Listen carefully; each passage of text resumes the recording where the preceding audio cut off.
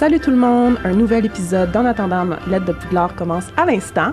C'est le dernier épisode avant le temps des fêtes, je tiens à le mentionner. Donc, merci à tout le monde d'avoir été à l'écoute de cette première partie de la saison 3 cet automne. Et on sera, je sais pas pourquoi je dis on. Je serai de retour en janvier avec plein d'autres épisodes. Et aujourd'hui, le sujet, c'est Harry, Ron et Hermione, le trio. On va prendre le temps qu'on n'a pas encore pris, je dirais, dans le podcast, de parler en profondeur d'Harry, Ron et Hermione, le Golden Trio, leur relation ensemble, leur dynamique de groupe, leur parcours individuel, leur relation en duo, Harry, Ron, Hermione, Harry, Ron, Hermione, et tout ça. Donc, j'ai avec moi Fanny et Natina. Nati, c'est parfait. Pour discuter tout ça. Allô, les filles. Allô. Bienvenue au podcast. Merci de nous recevoir. Vous êtes des fans du podcast, des auditrices régulières, c'est ça qu'on se disait là, juste avant de commencer. Ouais. J'aime ça recevoir des auditrices, des auditeurs aussi là, du podcast. Ça alimente toujours plus, on dirait, les discussions de recevoir des gens qui ont écouté le balado puis qui savent déjà qu'est-ce qui a été abordé avant. Puis comme je disais, ça, on l'a moins abordé, le trio. J'en ai pas souvent parlé. Évidemment, oui, là, dans certaines instances où on a parlé de certains moments clés de l'intrigue puis tout ça, mais vraiment en profondeur, je voulais qu'on prenne le temps de le faire. Mm-hmm. Et absolument. J'ai hâte d'entendre ce que vous avez à dire. Mais je veux qu'on se connaisse un peu mieux avant. J'aimerais ça connaître, comme d'habitude, votre maison de Poudlard et votre personnage préféré. On peut commencer avec toi, Nat. Oui, bonjour. Donc, moi, ma maison préférée, je fais partie de la maison de Gryffondor. Ça m'étonne avec ton chandail. Écoute, je suis bien partie. Et j'ai un ascendant pouf-souffle. Donc, dans le fond, j'ai toujours aimé Gryffondor, bien sûr, parce que le Golden Trio faisait partie de Gryffondor. Donc, dès le début, j'étais comme, j'aime full cette maison-là. Mais je me disais, est-ce que je suis vraiment une Gryffondor? Donc, j'ai fait le test.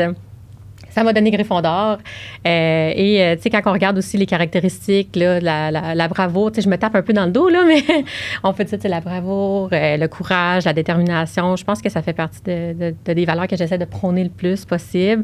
Puis un ascendant pouf-souffle, c'est vraiment parce que j'ai beaucoup de mes amis qui me disent que je suis sociale, que j'essaie d'être juste, mais j'ai aucune patience. Donc, je suis vraiment pas une pouf-souffle pour ça.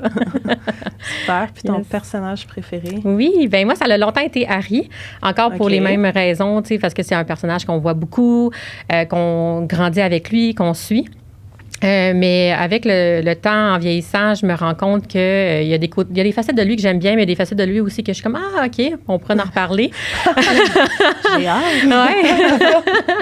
Ouais. Donc, en vieillissant, honnêtement, je comprends beaucoup plus Professeur McGonagall, donc Minerva.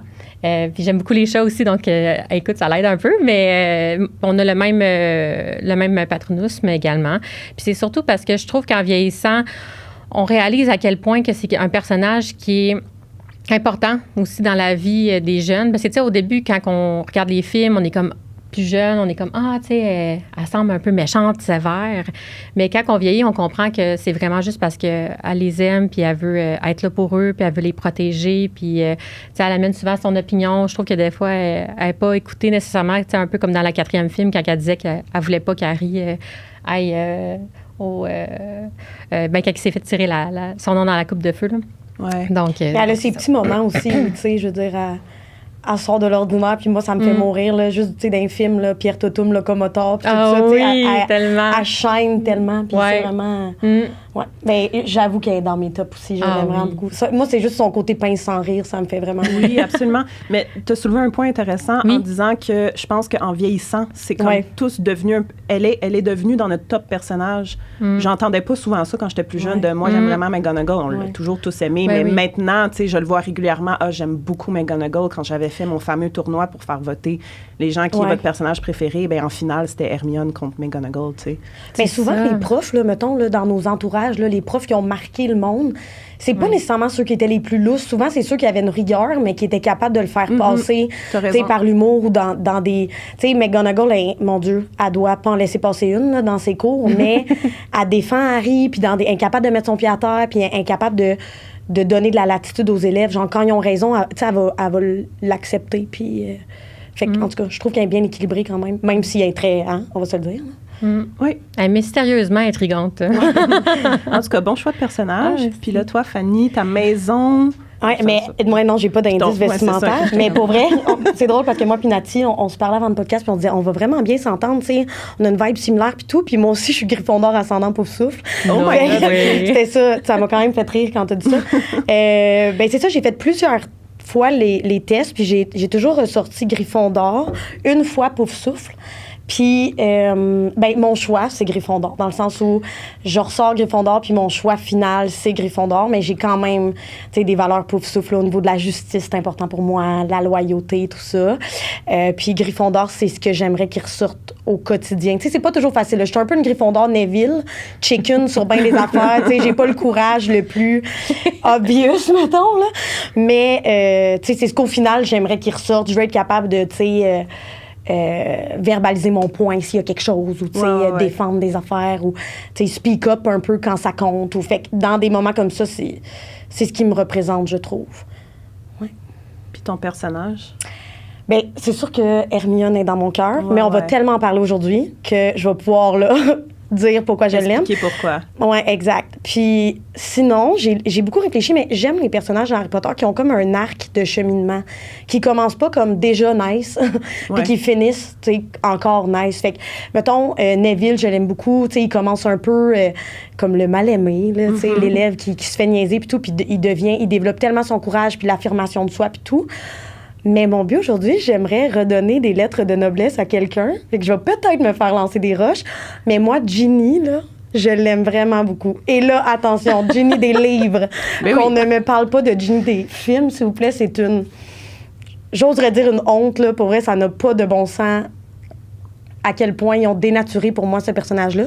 Mais Ginny, dans les livres, elle est tellement... Tu sais, elle aurait pu se laisser abattre par l'épisode de la Chambre des secrets, là. Je veux dire, elle a fait... Ouais, c'est vrai. Elle a quand même fait une bourde monumentale. Là. Je veux dire, elle se fait dire depuis qu'elle est née par son père, si tu vois pas le cerveau de quelque chose, utilise-le pas. Puis en tout cas, elle se confie corps et âme à un journal, puis elle trouve pas ça bizarre. Elle continue. Fait que je suis comme, celle-là, on va le laisser passer. Mais tu sais, après...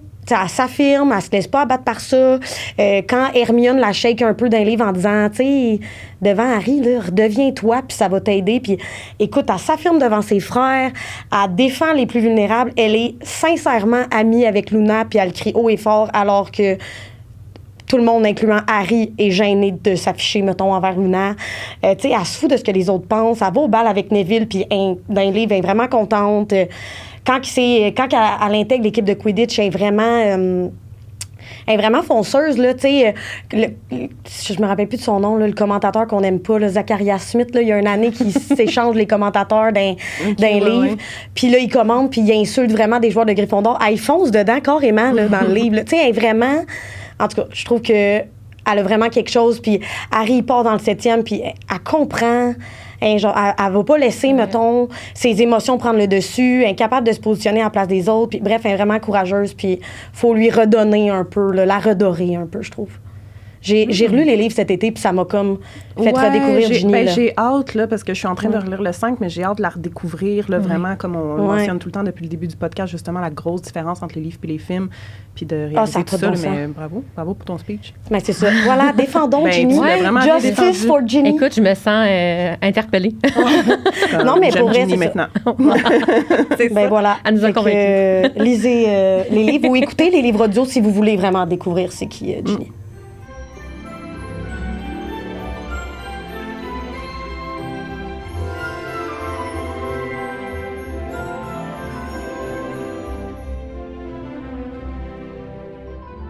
Harry, Ron, Hermione. Oui. Les 3 personnages principaux.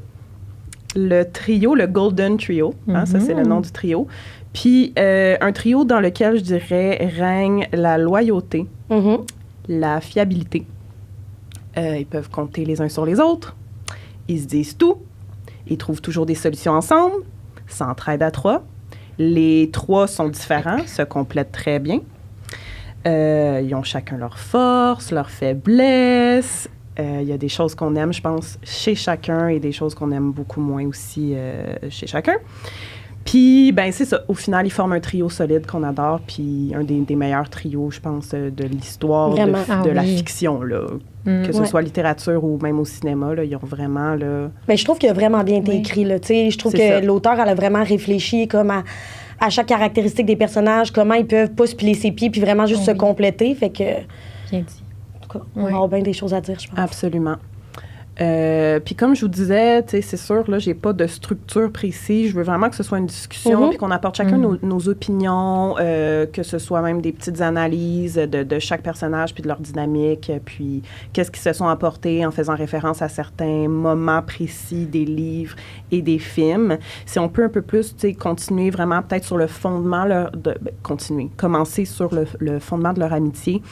Si on retourne à l'École des sorciers, premier tome, premier livre, bon, on le sait tous, Harry et Ron, ça a pas mal été instantané, leur amitié. Hermione, elle, tout de suite, est vue comme, ben, la gossante. Oh, ouais. Il l'aime pas, là. Ben non, il la juge vraiment beaucoup, là. Tu sais, pas en tout, là. Dans les livres, on dirait que ça ressort encore plus à quel point ils sont pas fins avec Hermione au début, là. Non, ils sont vraiment pas gentils, là. Puis limite bully un peu, là. Donc, ça... Comme on sait, ben, une fois qu'ils vont avoir affronté le troll, ils vont devenir amis. Ouais. Puis je trouve que ça montre que l'amitié, ça va au-delà justement de l'affinité de caractère. Ouais. Parce qu'ils ne s'entendaient pas avant ça. Puis je veux pas dire que si l'affaire du troll s'était jamais arrivée, ils ne seraient pas devenus amis. Mais tu sais, ils étaient pas prédestinés à être amis, mais ça montre que eux, leur amitié se forge autour d'épreuves puis de moments que d'affinité, parce qu'Hermione, elle aurait pu aller vers des gens plus similaires à elle comme amie, mais finalement, tu sais, c'est Harry et Ron, puis justement... Hey, c'est drôle, je le vois de l'inverse, moi. Ah! Dans le sens où j'ai plus l'impression que... Ben, non, pas du tout, mais ce que je veux dire, c'est que Hermione, j'ai l'impression que au début, parce qu'elle était donc fatigante d'un cours, puis tout le monde la jugeait, moi, je pense qu'elle aurait pu être une outcast comme Neville, là, si elle trouvait pas les gars, puis même avoir de la misère à se trouver, tu sais, peut-être du monde...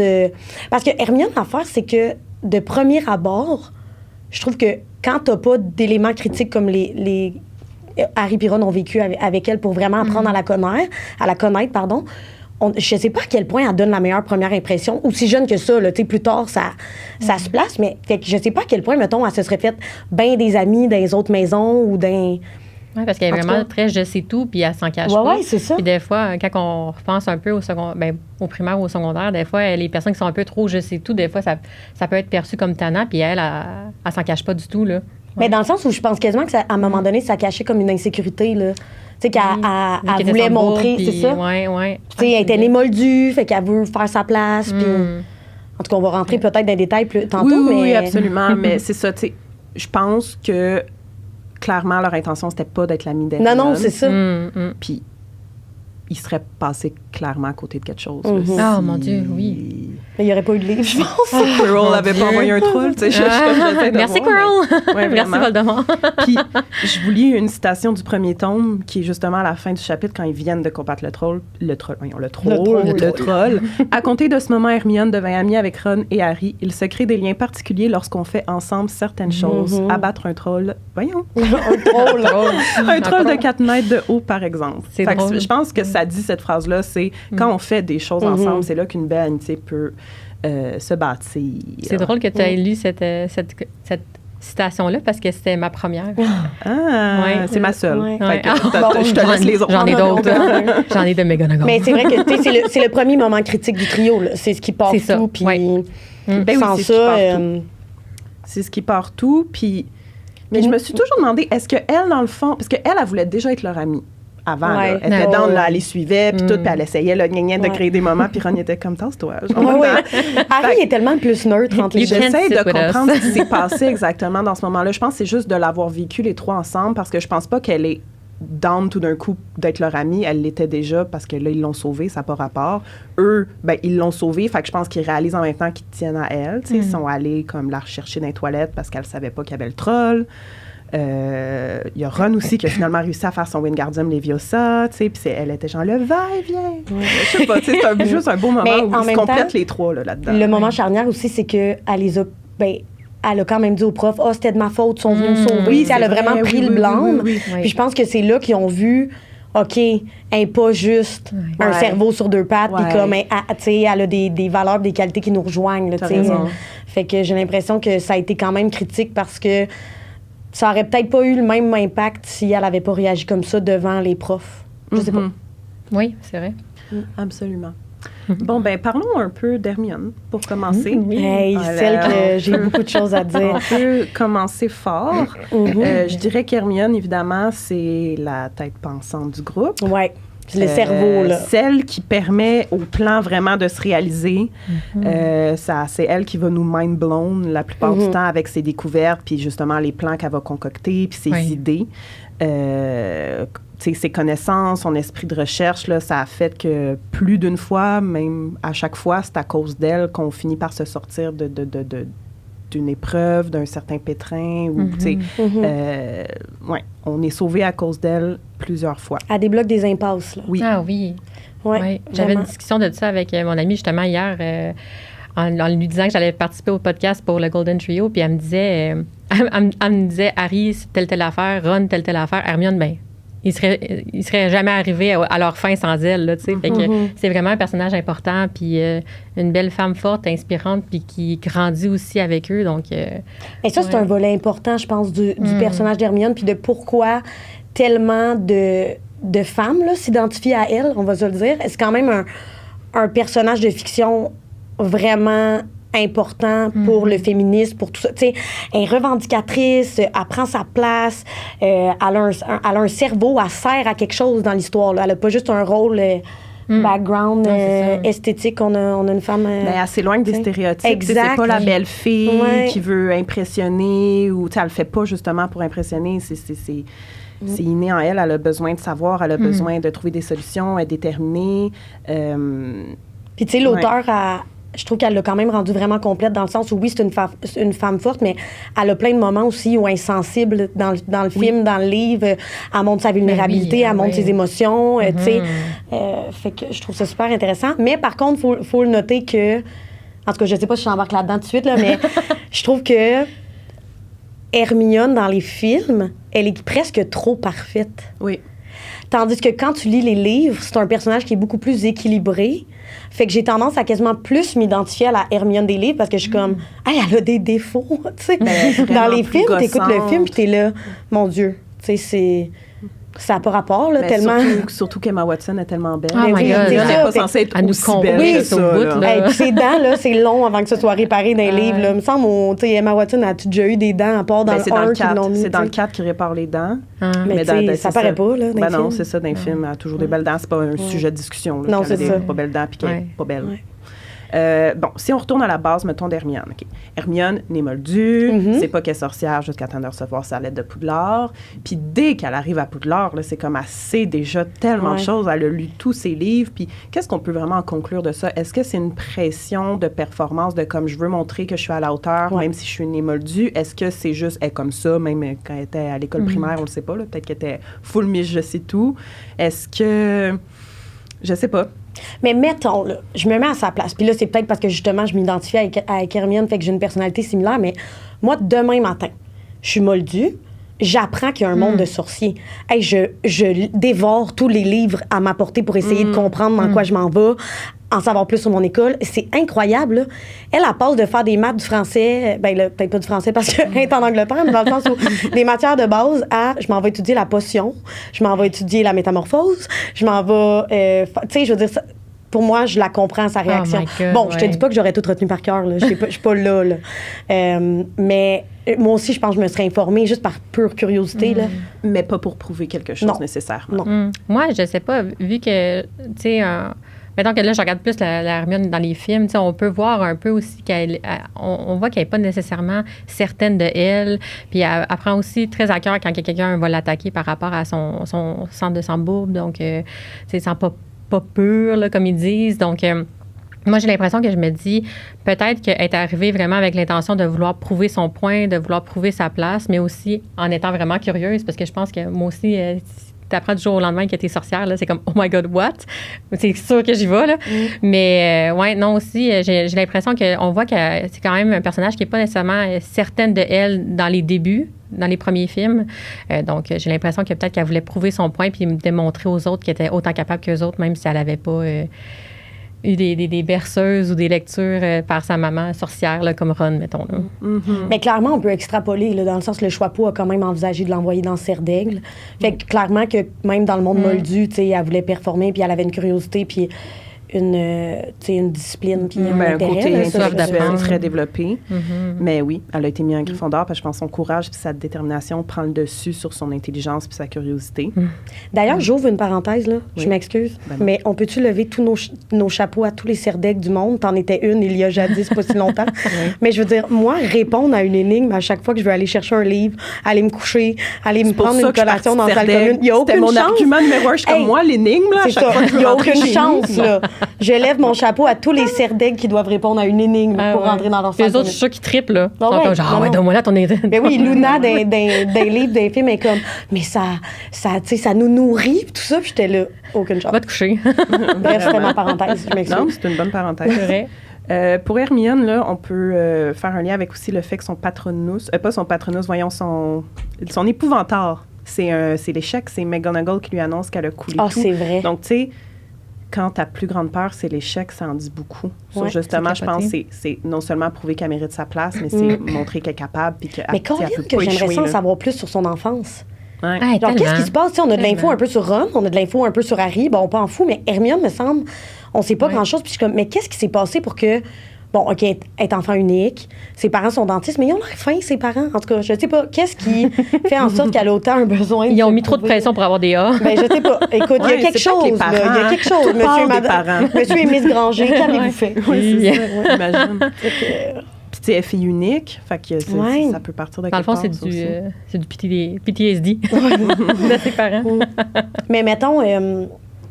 quand que je me préparais pour le podcast, j'ai essayé de regarder c'était quoi le rôle de chacun dans le Golden Trio, tu sais, justement. Bon, on l'a dit, là, le cerveau, Hermione, mais je trouve aussi qu'elle représente l'exact opposé de ce que Voldemort revendique. Dans le sens où il dit, tu sais, le pouvoir au sang pur, ça devrait juste être les sorciers qui ont accès, tu sais, à la magie, à l'éducation sur la magie, puis tout ça. Mais Hermione, elle représente exactement...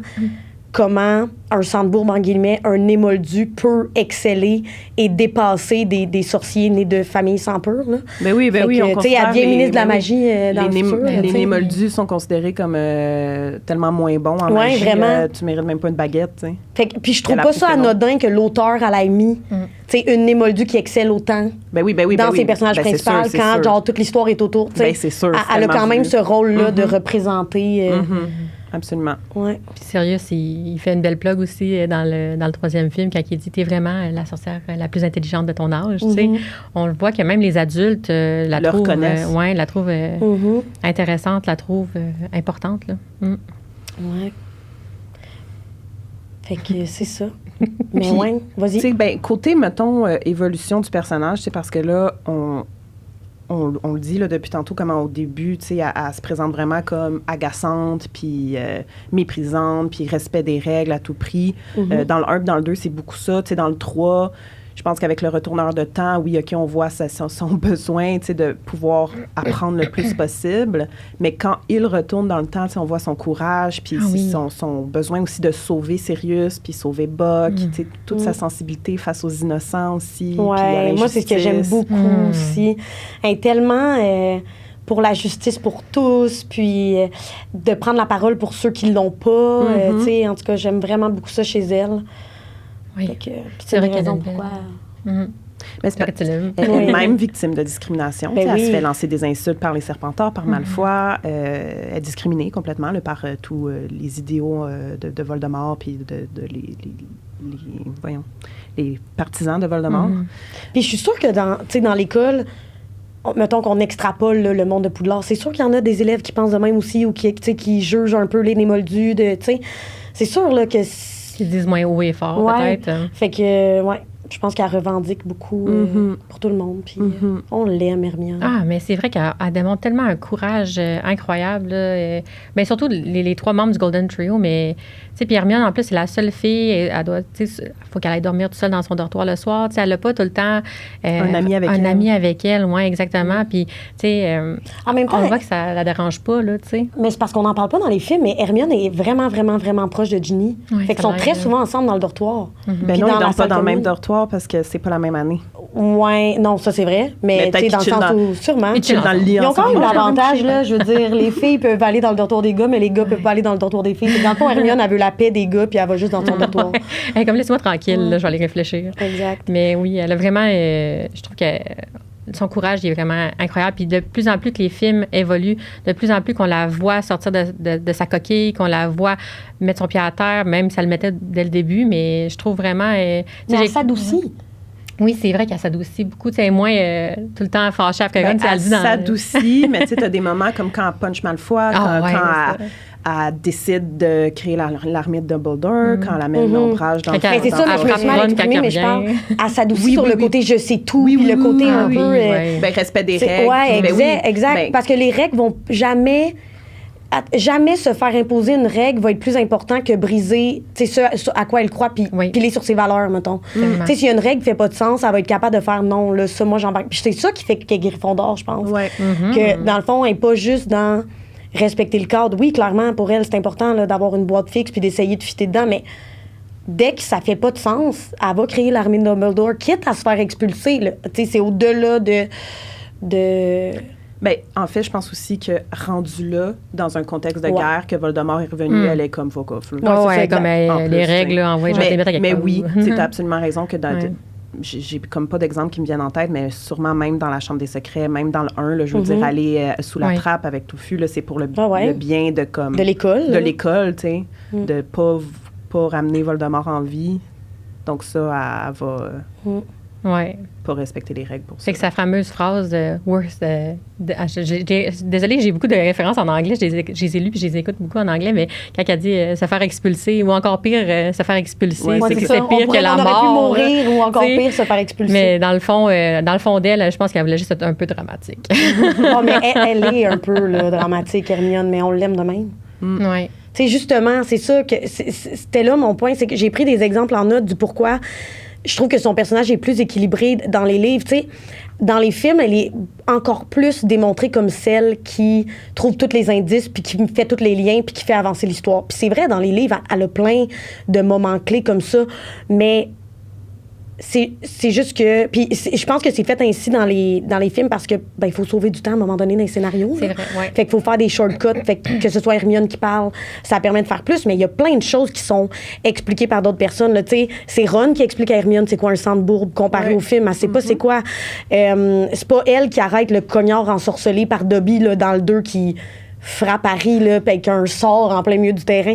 Je veux dire, c'est les jumeaux Weasley qui se battent avec le cognard puis qui réussissent à le mettre par terre. Il n'y a pas d'Oculus Reparo. Non, ça, c'est M. Weasley qui le fait. Tu sais, c'est Harry qui comprend de lui-même, en retournant le temps, on va pouvoir sauver Buck. C'est pas Hermione qui le dit. Tu sais, dans le sens où ça empêche rien au personnage d'Hermione.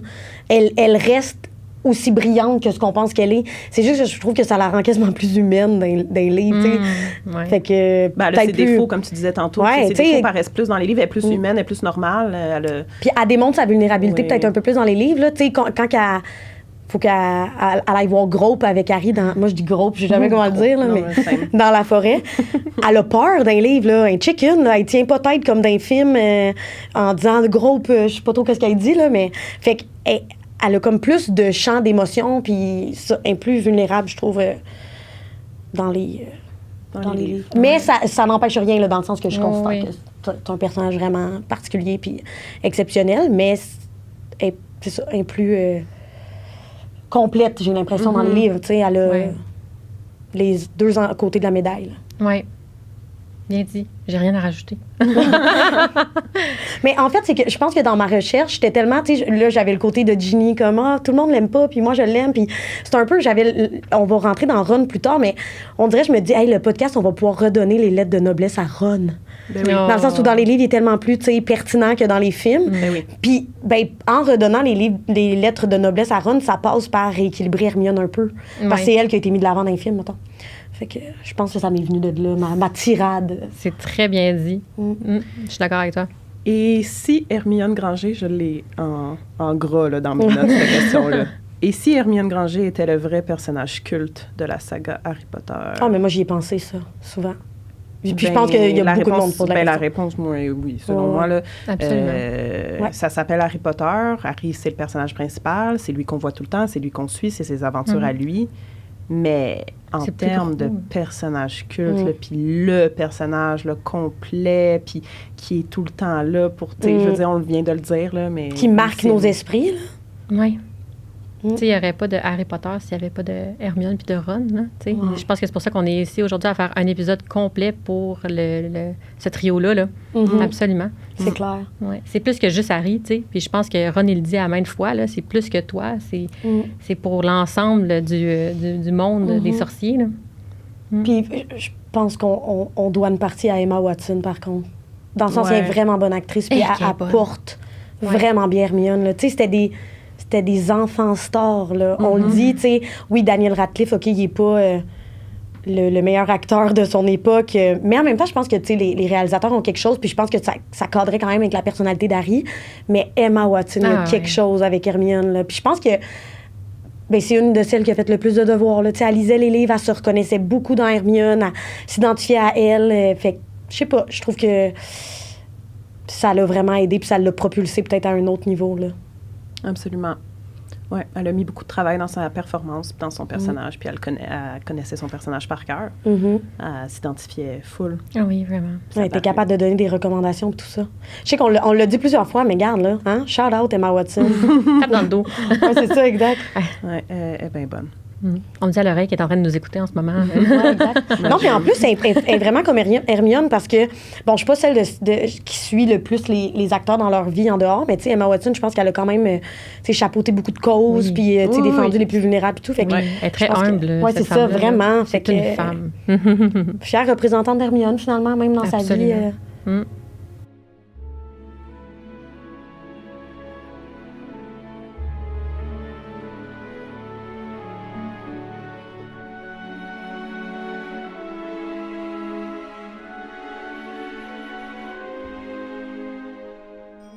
Donc, on peut parler de Ron maintenant.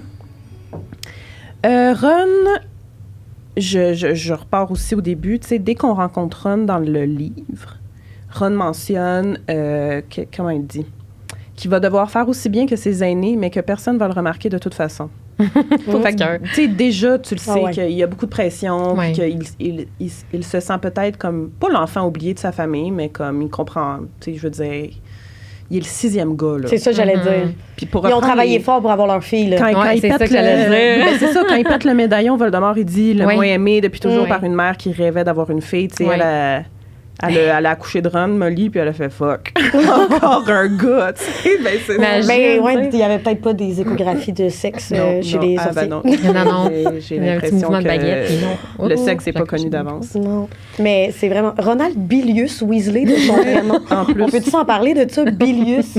Il y a déjà un frère qui s'appelle Bill, tu sais, c'est comme encore plus... Je marche dans les pas de mon frère, là. Oh my God, pauvre lui. Il est arrivé, puis tout était déjà fait, là. Puis il était pas une fille.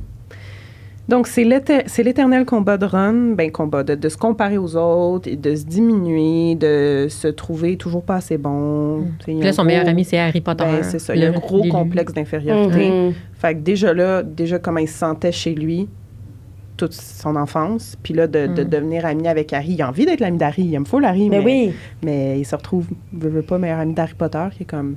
Mais il est constamment dans la dualité. Il est fier d'être le meilleur ami d'Harry Potter. Il est fier de ce que ça représente. Mais d'un autre côté, il est comme, je vais être encore dans l'ombre, tu sais. Il est full jaloux. Puis je pense vraiment pas que c'est... Tu sais, c'est pas mal intentionné de sa part, là. Tu demanderais à Ron, t'es-tu jaloux d'Harry? Puis il serait là, ben non. Voyons, tu sais, c'est pas conscient, mais à un moment donné, tu sais, lui, on a de l'info un peu sur son enfance, il vient de où. Fait qu'on comprend plus, on est capable d'avoir de l'empathie pour ça, même si on n'aurait pas nécessairement réagi comme ça. Puis moi, personnellement, j'ai encore un petit irritant là, du fait que dans le 7e, il s'en aille. C'est un peu mieux expliqué dans les livres. T'es comme un peu agacée par lui d'avoir fait ça. Ouais, tu sais, je suis comme, je sais que t'es jaloux, mais comme, passe par-dessus, là, ils ont besoin de toi. Mais d'un autre côté, dans les livres, c'est mieux expliqué que, tu sais, il a vraiment peur pour sa famille, là. Lui, il est comme, moi, je suis avec vous, puis comme, là, je panique tous les soirs, j'essaie d'écouter la radio pour savoir, y a-tu quelqu'un de mort, tu sais, fait on le comprend mieux dans les livres, là, mais dans le film, je suis comme, Dans le film, il fait juste genre... Tu sais, il portait le Horcrux, fait clairement qu'il était vraiment pas... affecté. Il était très affecté. Tu sais, déjà que clairement qu'il était jaloux. Là, il voyait Harry et Hermione se promener ensemble, puis parler tout le temps ensemble, puis il le laissait de côté, mais tu sais, veut pas, il était blessé. Mais au lieu de juste comprendre comment que la synergie, puis qu'est-ce qui se passait, lui, je pense que le Horcrux l'a vraiment affecté. Puis... Il s'est fermé. Oui, c'est ça, il s'est fermé. C'est ça puis tu marques un point, c'est que c'est pas juste le fait qu'il y ait le complexe d'infériorité, puis qu'il y ait la jalousie du fait que, bon, tu sais, puis il est quand même fâché là, contre Harry qu'il n'y ait pas plus de plans que ça, puis tout ça dans le 7e, mais c'est le fait qu'il pense encore qu'il va avoir de quoi entre Hermione puis Harry. Puis je suis comme, mais allume. Il y a vraiment pas d'intelligence émotionnelle. Mais c'est une accumulation. Ouais. C'est une accumulation d'années à toujours douter comme il se passe tout de quoi entre eux. Mais en même temps, Hermione, elle donne des cues. Hermione, elle donne des cues, ça de gros, là. Puis je suis comme, tu sais, elle dit, là, justement, c'est pas parce que tu as la capacité émotionnelle d'une cuillère, là. Puis je suis comme, justement, t'aurais dû comprendre le hint. Prochaine fois que tu veux m'inviter au bal, fais-le avant quelqu'un d'autre. Tu sais, il lance plein. Puis je suis là, Ron. Mais c'est parce que toute la série, si on peut le dire comme ça, il est un peu dans l'ombre d'Hermione puis Harry. Fait que lui, dans sa tête, ça doit juste être le match évident, Harry puis Hermione. Mais il tripe sur Hermione puis il est aveugle, il voit pas ces signes-là. Mais c'est ça, il est aveugle, il est trop dans ses émotions. Dans le 4, là, il se compare trop, il est comme, c'est sûr qu'elle voudra jamais de moi, elle veut Harry, c'est sûr. Là, on dirait, elle a dit de quoi qu'on dirait qu'elle me veut, mais non. Mais je pense que c'est ça, c'est qu'il y a tellement un complexe d'infériorité, son estime de soi est tellement limitée qu'il peut pas s'imaginer qu'Hermione, elle voudrait de lui, tu sais, quand elle a la possibilité d'être avec Harry. Tu sais. Mais c'est une belle qualité dans le sens où il est vraiment proche de ses émotions puis il se laisse vivre. C'est juste que, mon Dieu, des fois, là, t'as le goût de le shaker un peu puis de dire, regarde, ouvre tes yeux. On va se dire, je suis même très contente qu'il n'y ait pas eu justement de triangle amoureux dans ce trio-là parce que ça aurait. Non, ça aurait. Ça aurait toute qu'une histoire. Là. C'est jamais une bonne idée, là, ça. Non, comme Robin, Barney puis Ted. Là. Ah non. Oh oui, moi, my God. Genre non. Parce qu'après ça pète. Moi, là, c'est parce qu'on est vraiment pas dans Hawaii Met, mais la finale, là, elle me revient encore pas. Là. Non, mais moi non plus. On s'en repart un podcast. On fera un podcast sur How I Met Your Mother, en tout cas. Là, moi, j'ai un irritant. C'est mon meilleur exemple de comme tu peux pas faire des triangles amoureux dans un... Je suis d'accord.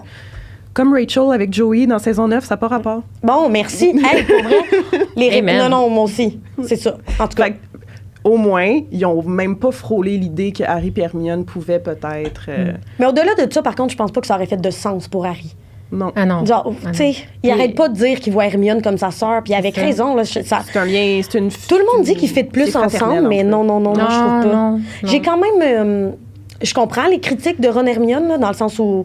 Oui, mais ils se complètent vraiment beaucoup. Mais je trouve que ça fait plus de sens quand même qu'Harry. Ouais, oui, entièrement. Moi, tu sais, on va peut-être avoir la chance d'en parler un peu plus tard. Tu sais, je suis pas, oh my God, chaude à l'idée de Hermione puis Ron vers la fin. Des fois, je suis comme, OK. Mais c'est mieux que Hermione et Harry. Mais je trouve qu'ils se complètent, moi, Ron et Hermione. Ben oui, ils sont complètes, mais je l'ai déjà dit. Je trouve qu'elle a besoin de quelqu'un qui a challenge. Puis, mais il y a challenge en quelque part, parce dans les livres, il roule les yeux, qui est comme dans les livres, là, c'est lui qui a remis à sa place. Harry, là, c'est le plus neutre du trio dans les livres, tout le temps pognant entre les deux. Puis plus les films avancent, plus il s'affirme. L'arc de personnage d'Harry, là, on dirait que je trouve que lui, la leçon qu'il apprend au fil des années, là, c'est d'apprendre qui est, puis de s'affirmer. Puis là, il va plus dire son opinion à Ron puis Hermione. Mais au début, là, il fait juste être le messager. Il est assis entre les deux. Hermione a dit « Je me suis encore chicanée avec Ron, puis c'est ça qui s'est passé. » Puis Ron fait juste dire « T'as-tu entendu Hermione, nanana? » Puis Harry est juste comme « Je m'en fous. » Il dit rien. Fait qu'il n'y a pas d'opinion, mais... Il y a quelqu'un qui essaie de m'assassiner. On peut-tu gérer ça? Oui, c'est toujours genre... Ouais, c'est le vrai problème. Et comme j'ai pas le temps. Mais en même temps, tu sais, Ron puis Hermione, justement, je me dis un duo qui fait tout le temps des petites flamèches de même, là. Tu sais, eux, c'est vraiment l'exemple de les contraires. Ça tire, ça semble. Ça tire, je pense. Tout à mêler, mais c'est ça. On y reviendra tantôt, mais... Pour retourner à Ron, mettons, au début, mettons, son parcours, en gros, là, vous rappelez-vous? Ça, je pense que c'est juste dans le livre. ce qu'il voit dans le miroir du Riséd, c'est lui, préfet, avec la coupe de Quidditch. Puis ça va arriver, parce que dans le 5 puis dans le 6, dans les livres, encore une fois, parce que dans les films, c'est juste dans le 6 qu'on voit ça, mais c'est dans le 5e livre qui commence à jouer Quidditch, qui commence à avoir des victoires. Weasley le roi, tout le monde l'acclame chez les Gryffondors. C'est dans le 6 qu'il va avoir sa blonde, Lavande. Donc, c'est quand même important dans son parcours, à partir de sa 5e année puis sa 6e année, je pense qu'il gagne confiance à travers ces affaires-là. Bon, il finit quand même par partir. Puis je pense pas que ça affecte nécessairement sa relation avec Hermione puis sa perception, sa jalousie envers Harry. Mais on est contente pour lui. On est content pour lui qu'il vive ça, tu sais, puis qu'il ait au moins ces petits moments de gloire comme ça. Ça le valorise en quelque part. Puis surtout, comme je dis, de voir que c'était son désir en première année puis que ça finit par se réaliser, tu sais, c'est bien. Mais ça fait quand même du sens, je trouve, moi, qu'il soit préfet. Tu sais, Dumbledore, je sais pas si on le voit dans les films, des fois je me mélange, mais on le voit pas, hein, qui dit à Harry à la fin, tu te demandes pas pourquoi je t'ai pas nommé toi préfet, tu sais. Puis là, Dumbledore, il dit à Harry, je trouvais que t'en avais déjà assez sur les épaules, fait que tu sais, ça faisait plus de sens de le donner à Ron. En tout cas, il dit d'autres choses, puis je suis comme, pourquoi tu l'as dit, Dumbledore? Genre, pourquoi tu le laisses pas à Ron, ce moment-là? C'était pas pour éloigner, en plus, Ron et Hermione de Harry, parce qu'ils ont des rondes à faire, ils ont des meetings de préfet, puis Harry doit se retrouver encore plus tout seul. Je pense que Dumbledore, s'il voulait que Harry confronte un peu sa solitude, puis ces moments où que là, il sent, tu sais, Voldemort, sa partie de Voldemort qui prend le dessus, puis qui le rend super frustré. Il y avait ça aussi, mais en effet... Mais tu sais, je suis comme, on aurait pu lui laisser... Mais c'était zéro pour féliciter Ron, là. Ça avait tout rapport à Harry. Encore. C'est poche, tu sais, puis je suis comme, il mérite quand même, là. Je veux dire, il y a des... En fait, mettons, le rôle pour moi de Ron dans la série, c'est vraiment le lien avec le monde de la magie, là. Tu sais, c'est lui qui explique tout à Harry, c'est lui qui va présenter là, vraiment le monde de la magie. Puis dans tous les livres, quand ils ont des questions, Hermione puis Harry, des fois, ils le regardent, t'oublies qu'on n'est pas né là-dedans, puis qu'on sait pas tout. Puis c'est Ron qui fill in the blank, si je peux dire. Là. Fait que je suis comme, ça faisait du sens, moi, qu'il soit préfet. Là. Il y a quand même une personnalité dans les livres. Fait que, on le voit dans le 7e partie 1, là, quand... les contes. Les contes, exactement. Oui, exact. Quand le ministère, il vient donner le livre, là, de contes. Oui, le livre, tu sais. Les contes de Biddelbard. Oui, exactement. Tu sais, puis lui, là, ah, mais oui, ma mère, elle me lisait ça. Puis là, les autres sont comme, OK. La marmite sautillante. Oui. Fait que... C'est vrai. Puis, son côté loyal, tu sais, moi, je pense que Ron, il y a vraiment deux caractéristiques qui fait que... Puis je pense qu'il réalise pas que c'est ça qui amène. Il doit toujours se dire dans son trio, qu'est-ce que je contribue, qu'est-ce que j'amène. Il est très, très, très loyal. Hermione aussi est super loyale, mais tu sais, dans sa relation avec Harry, il est toujours là pour Harry. À part dans le 4, là, quand il pense qu'Harry a mis son nom dans le couple, là, mais même à ça, il va essayer de le mettre au courant pour les dragons. J'ai dit à Parvati, j'ai dit à Dean, mais là, t'as pas compris. Puis dans le livre, c'est lui aussi qui va dire, pas comme dans le film, c'est lui qui va dire, si vous voulez tuer Harry, vous devrez nous tuer aussi. C'est Sirius dans la cabane hurlante. Il a la jambe cassée. Il se lève debout avec la jambe cassée pour dire ça. Non, dans le film, c'est Hermione parce que Ron est assis à terre et genre, ma jambe. Oui, puis il fait rien que se plaindre dans le film. Mais tu sais, mettons, c'est comme dans le 2, là, les araignées, OK? Dans le film, il chiale. Il chiale, mon Dieu. Mais c'est vrai il pleure tout le long. Il est vraiment stressé puis il panique. Puis dans le livre, il y a vraiment comme un moment de pourquoi je m'inflige ça? C'est ça. C'est ma plus grande peur, mais OK, j'y vais pour le bien commun, puis on n'en entend plus parler. C'est lui qui met Croc-Dur, qui le pitch dans le fond de la Ford Anglia, dans le livre, puis qui voit la Ford Anglia, puis il est comme, viens Harry, tu sais. Il y a plus un rôle quand même de leadership dans certains moments dans le livre. Il n'est pas juste apeuré dans un coin. Ça, il n'est pas juste un comic relief, en fait. C'est très ça dans les films. Oui, c'est vrai que dans les films, on le voit beaucoup comme le muscle, le drôle du trio, mais je pense que dans les livres aussi, comme tu dis, là, justement, dans le 1 ou le 2, on ne fait pas nécessairement justice des fois là, dans les films. Là. On le voit un peu chialeux et tout, mais pas nécessairement que c'était le cas. Là. Ça, on l'a souvent dit, là, surtout dans mes épisodes d'analyse, les films, à quel point il est dépeint comme étant le nono du trio dans les films, alors que c'est pas ça. C'est le comic relief du trio. Oui, ça, c'est sûr. Mais ils l'ont trop exagéré dans les films en étant... On va le rendre nono, ça va encore une fois accentuer son aspect drôle, tu sais. Parce que c'est sa deuxième caractéristique à Ron. C'est ça qui amène dans le trio. Il amène beaucoup de légèreté, il amène un équilibre. Quand Hermione est gossante, quand Harry est genre full noirceur, full darkness, lui, il est là pour dire peut-être la bonne petite réplique au bon petit moment que ça va alléger l'ambiance, puis ça va les faire rire, tu sais. Puis moi, un moment dans le livre que j'aime beaucoup, que j'aurais tellement aimé qu'il soit dans les films, c'est quand Rogue traite Hermione de Miss je sais tout, puis comme il l'insulte, là. Dans les livres, Ron se lève et dit « Monsieur, c'était la seule de la classe qui avait la réponse à la question. Elle a levé la main, elle a répondu comme vous aviez demandé, genre, pourquoi, là, tout d'un coup, vous l'insultez? » Bon, je paraphrase, là, il dit pas ça de même, mais ça ressemble à ça, puis je suis comme ça, c'est Ron.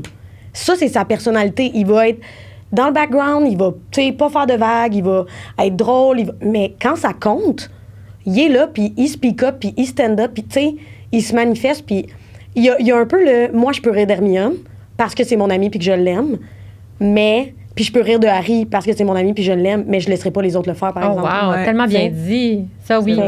C'est tellement vrai. Parce que les gars, dans les livres, là, il y a niaise tout le temps, Hermione, là. Ben oui, c'est ça. Puis je veux dire, ils couleraient toute leur cours si c'était pas d'elle, là. Ils font rien que copier ses devoirs, la pauvre. Ouais.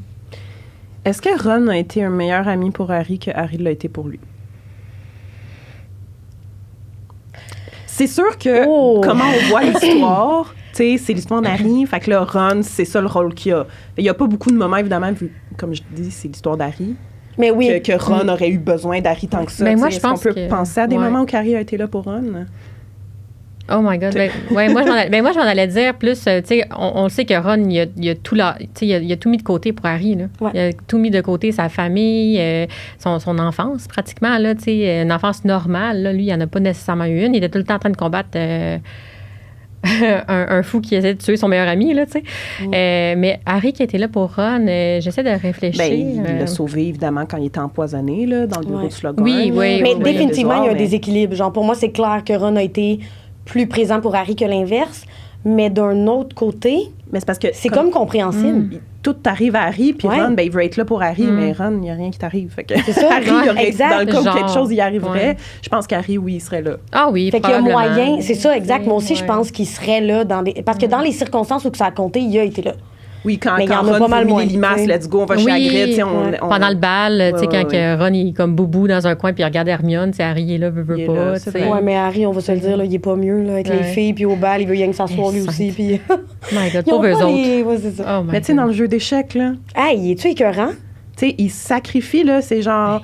It's you that has to go on, not me, not Hermione, you. Vous le savez, là, tu sais, je le Et non, compte c'est comme ça. le bout de viral, là, mais, tu sais, il dit, vas-y, parce que, ben c'est ça, il se sacrifie. Oui, carrément, il pour sait la que la cause. pièce d'échec va le garocher puis qu'il va se faire mal, mais c'est pour... Puis ce que j'aime le bien aussi commun. beaucoup, oui, c'est ça, c'est comme tu as dit, exactement, le bien commun. Parce que j'aime que Ron le répète souvent à Harry. C'est pas juste toi, c'est la cause.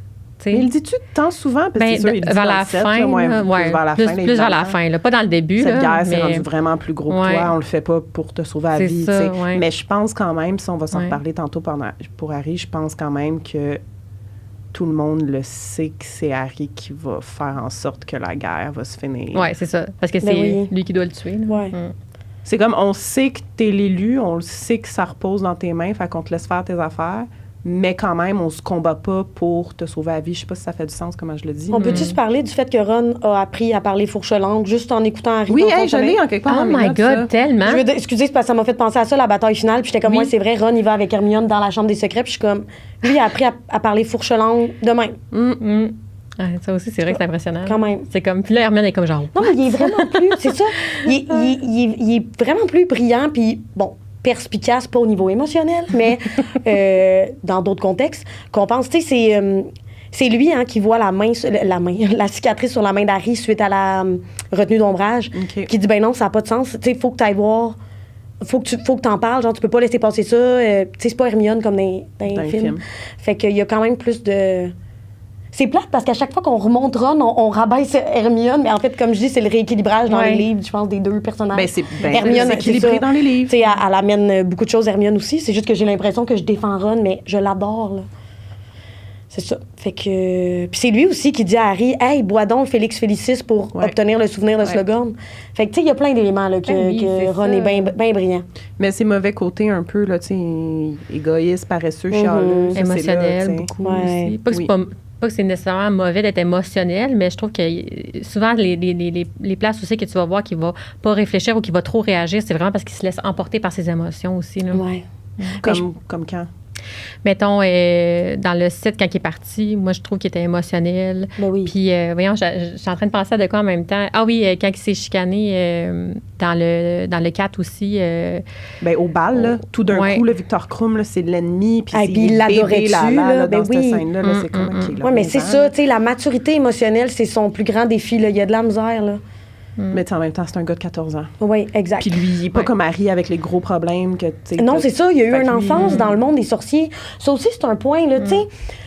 Il y a des fois dans le podcast là, où je sais pas si que vous avez posé la question, comment ça René ne sait pas, mettons, que Poudlard est caché, ou comment ça il pose des questions, tu sais, un peu niaiseuses à Hermione, mais moi, mon analyse de ça, c'est que Ron, il est né dans le monde des sorciers. Lui, il n'y a plus rien qui l'impressionne. Là. Toi, là, t'as-tu fait des recherches sur ton école secondaire avant d'y aller? En tout cas, moi, personnellement, non. Là. C'est comme, tu sais, j'ai aucun intérêt. Fait que lui, il est comme Poudlard. J'en entends parler depuis que je suis née. OK, oui, je sais que c'est nice. Je sais qu'il fait fret l'hiver, que les décos sont belles à Noël, puis que je vais apprendre plein d'affaires, puis c'est vraiment cool, puis c'est 7 plus belles années de ma vie. Mais de là à lire l'histoire de Poudlard, je pense pas. Là. Tu sais, lui, il est blasé. Ben, pas il est blasé par le fait de voir de la magie, mais il est habitué. C'est naturel. Il voit sa mère cuisiner depuis qu'il est né en shakeant sa baguette, là. Tu sais, fait que il n'y a pas la même relation que Hermione puis Harry. Tu sais, moi, je pense que je serais plus comme Hermione au niveau des devoirs. Tu sais, hey, demain matin, je peux enfin apprendre la sorcellerie. Oublie ça, là.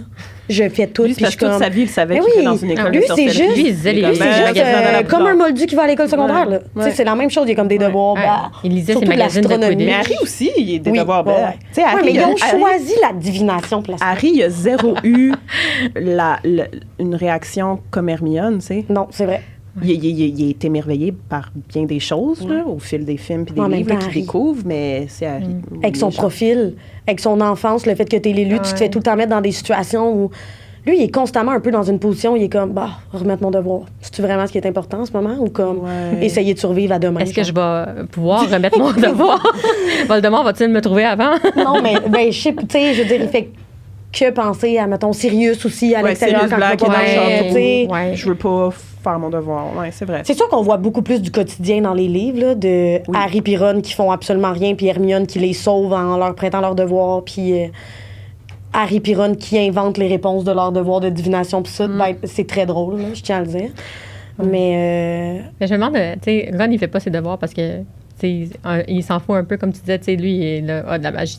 J'allais lire mes magazines de Quidditch. Là, mais dans le sens où ça fit quand même avec la personnalité. Je pense pas que c'est tous les enfants de familles de sorciers qui sont aussi nonchalants par rapport à l'école. C'est pas ça que je veux dire. Mais Ron, il y a aussi le fait que ses grands frères ont été très, très bons à l'école. C'est ça. Bill, Charlie puis Percy. Là, puis même les jumeaux Weasley. Mais les jumeaux, ils sont très créatifs. Ils partent leur business, puis tous ne sont pas les meilleurs à l'école, mais justement, ils ont quand même... Ils ont une intelligence autre. Oui, puis comme je disais, Bill, Charlie puis Percy qui excellent à l'école. Fait que Ron, rendu à Poudlard, lui, il est comme, je vais juste faire le bare minimum de ce qu'il m'est demandé. Comme de toute façon, je les accoterai pas. C'est ça, il veut pas développer ses connaissances, il veut pas, genre, prendre l'initiative de faire des choses ou... Mais tu vois, moi, la quête de Ron un peu que j'ai relevée, c'est justement de trouver sa propre place en dehors des autres. Fait que c'est une façon aussi de se distinguer. Fait que c'est quoi sa place? Ben, c'est de qu'est-ce qui va le distinguer des autres? C'est sa quête. Mais il y a trouve-tu pas c'est ça, est-ce que la quête est à cause? J'ai pas de réponse à ça. C'est un très bon point. Mais dans le sens où c'est une façon de se distinguer de tes frères. Ah, puis d'ailleurs, ça, c'est une autre affaire, là. T'sais, j'ai relu récemment. Pourquoi j'ai relu ça? De Cursed Child. Moi, je le considère pas comme canon. Là, le monde, ils vont. Va pas voir la pièce. Moi, quand je vais à la pièce, je suis sortie de là, je dis, j'aime pas ça. Ron, qui est genre, il travaille dans un magasin. C'est quoi qu'il fait plus tard?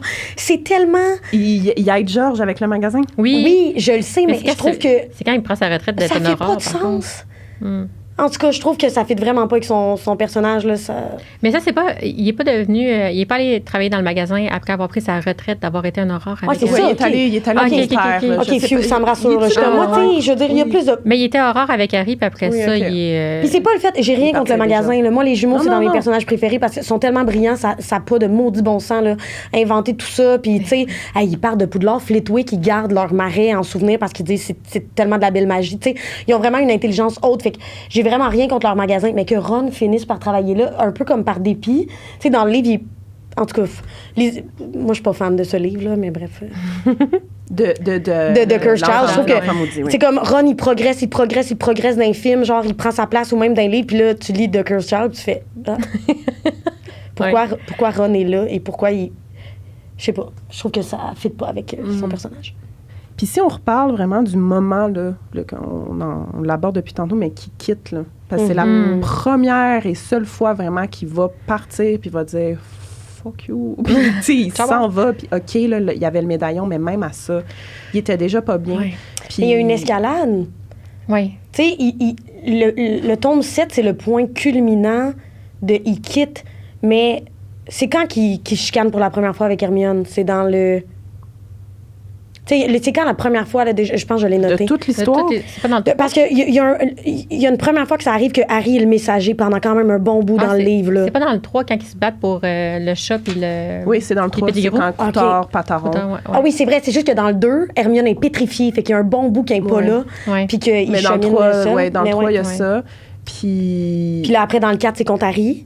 Ouais. Qui chicane, mais à un moment donné, il me semble, il sort chicane. Oui, avec Hermione, quand il sort avec la vente, puis là, Harry est encore pogné entre les deux. Mais c'est ça, mais Ron, je pense que ça fait partie du développement de son personnage, de vivre des conflits, résoudre des conflits, réalise, hey, mes perceptions, il n'y avait absolument pas de bon sens.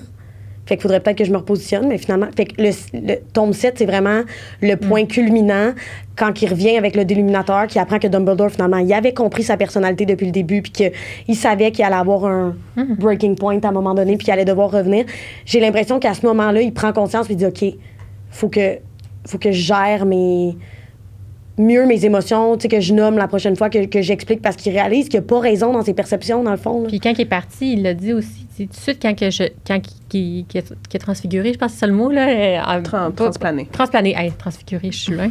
Mais transplané, il l'a mentionné, il l'a tout de suite dit, quand il est revenu, il a dit, je l'ai tout de suite regretté. J'ai tout de suite voulu revenir. Ouais.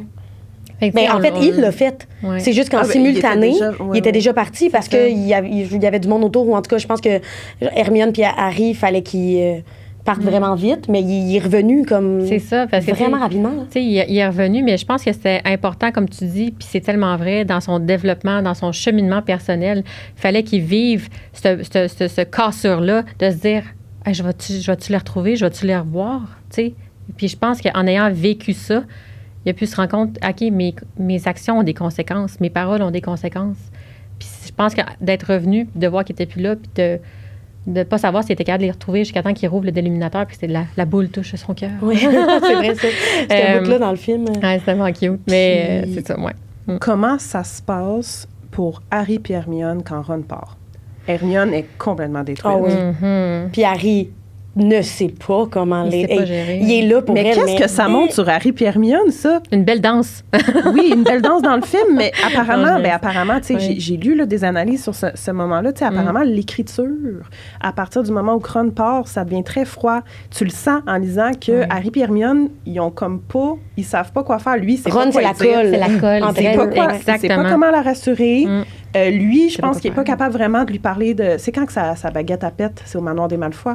Non. Non, c'est avant, quand ils sont dans la maison avec Bathilda, là, puis que la grand-mère se transforme en Nagini. Oui, c'est là que la baguette a ça, il n'est pas capable vraiment de l'exprimer à Hermione, ce que ça lui fait. Est-ce qu'il l'aurait fait avec Ron? Mais Ron, c'est ça, c'est l'équilibre. C'est d'amener un genre de colle, comme tu dis. Puis, comme on dit tantôt, un repos, un relâchement.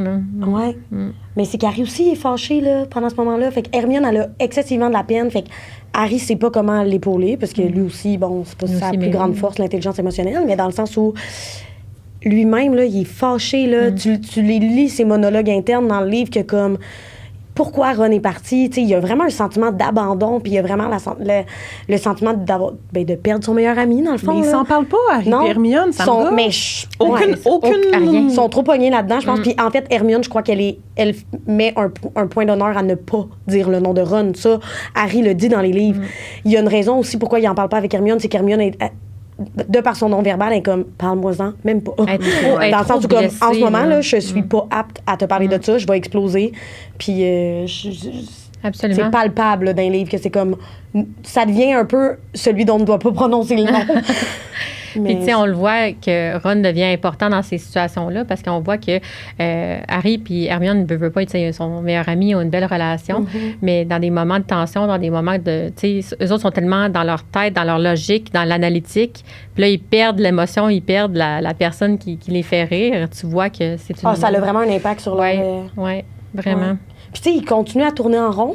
pendant un bon bout, là, le temps que Ron revienne, puis le temps qu'il développe des indices. Moi, je l'aime vraiment beaucoup, le set, même s'il y en a qui trouvent qu'il y a des longueurs. Je suis comme, ouais, mais il y a de la profondeur en même temps. Il y a plein d'affaires qui se passent, même s'il n'y a rien qui se passe en même temps. Ouais. Excellent. Fait que... mais c'est ça, puis comme tu apportes vraiment un bon point, qu'il y a moins d'humour. Tu sais, il commence tout le monde à trouver ça difficile. En tout cas. Puis quand il revient, pouf, tout repart. Oui, c'est vrai. Puis, il revient avec le déliminateur, comme on disait. Ouais. Ça y remonte la lumière. Puis, bon, qu'est-ce qu'on peut vraiment analyser là-dedans? Tu sais, la lumière, dans le fond, ben là, selon lui, c'est Hermione. La raison. Ta voix, Hermione, c'est ce que j'entendais. Moi, c'est quand Harry dit continue à parler de la boule qui touche ton cœur, puis elle devrait te popper. C'est drôle.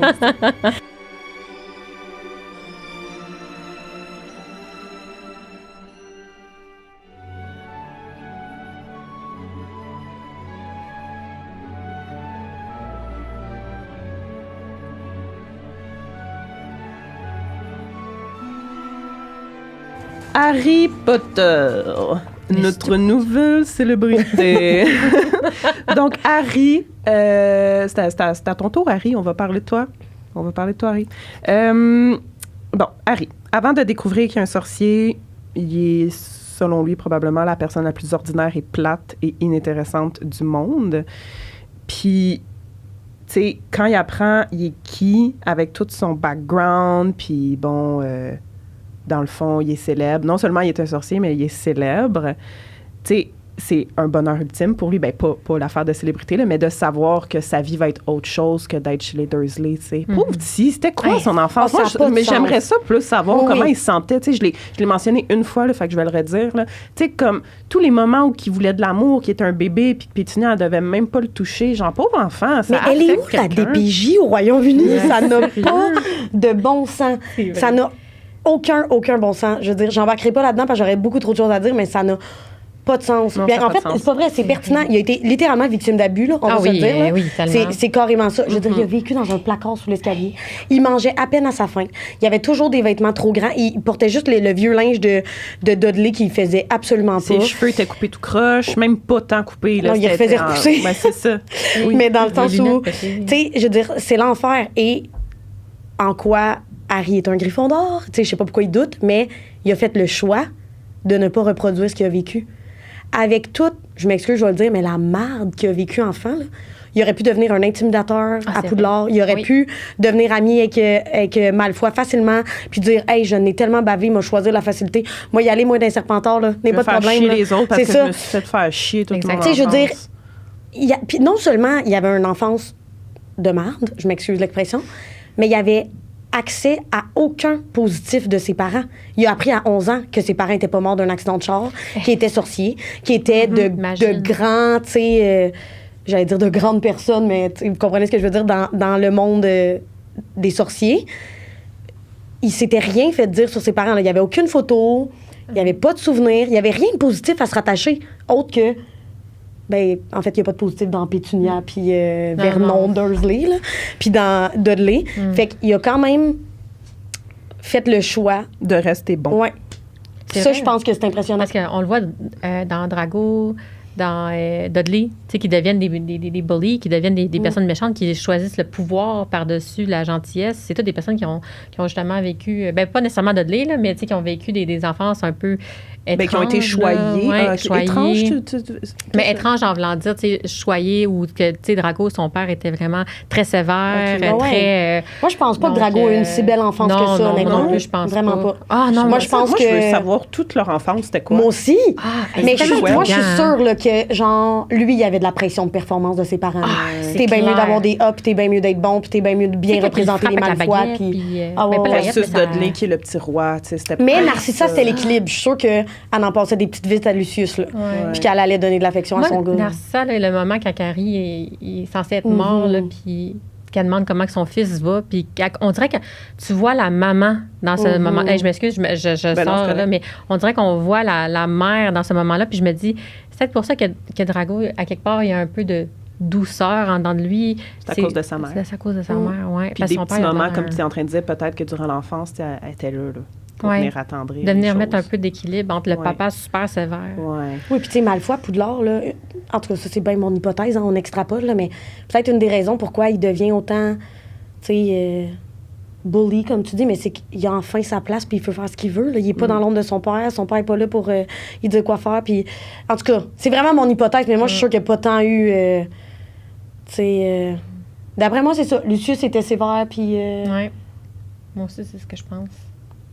Bon, Harry. Avec Harry. Ouais, ça, c'était notre parenthèse. Mais en fait, la parenthèse a été ouverte parce que il a vraiment eu une enfance horrible, puis il a quand même, c'est ça, tu sais, il s'en sort malgré tout. Personne à la place. Mais bon, il se retrouve dans une situation où il est hyper heureux, justement, de finalement être débarrassé des Dursley, de s'en aller de là, de découvrir le monde des sorciers, de réaliser qu'il y a un sorcier, mais aussi la pression, peut-être, là, qui vient avec la popularité, puis l'histoire, son histoire avec Voldemort, quelque chose qu'il ne se rappelle même pas, à part la fameuse lumière verte qui se rappelle. Qui avait flash, 1 an.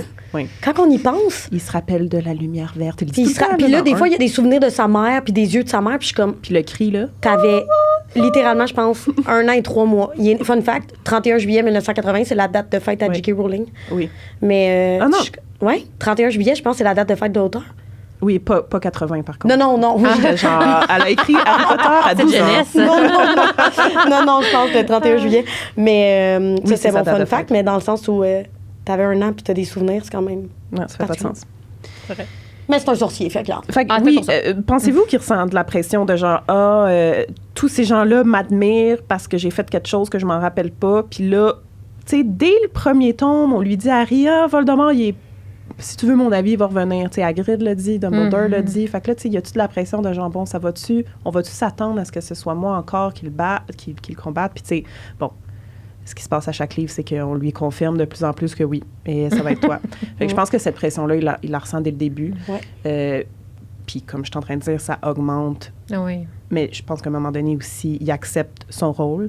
Mais je suis l'élu, Hermione. Il le sait, là, rendu au 6, il est comme, ben oui, c'est moi. Après, dès qu'il entend la prophétie, en fait, il est comme, j'ai pas le choix. Là, oui, mais reste qu'en même temps, il fait le choix, là. Tu sais, il aurait pu faire, là. Hey, moi, que toi, tu avais vécu, là.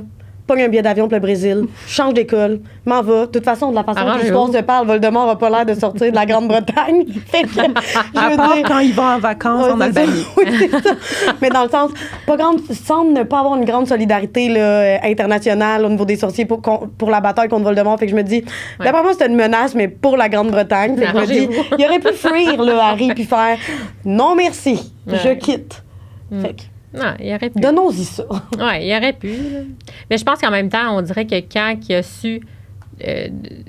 y a-tu un peu de vengeance aussi là-dedans? Je me demande, quand il a su que Voldemort avait tué ses parents, puis après ça, toutes les... Mettons, là, il voit Sirius qui meurt aux mains de Bellatrix, qui est une fervente de Voldemort. Je me dis, est-ce que, à force d'avancer dans les histoires, est-ce que c'est aussi un peu la vengeance qui a nourri ce désir aussi de continuer? Je me dis, peut-être aussi. Oui. Parce que, quand tu apprends que tes parents ont été...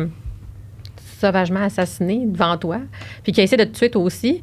Ton parrain. Ton parrain, tu sais, puis les gens que t'aimes, ils essaient Cédric, innocent complètement, qui méritait zéro de mourir. Horrible. Mais personne là-dedans méritait de mourir, mais Cédric, c'est comme ça aurait tellement pu être évité. En plus, Cédric, il voulait juste défendre Harry parce qu'Harry est en train de souffrir en arrière, puis il était là, qui êtes-vous?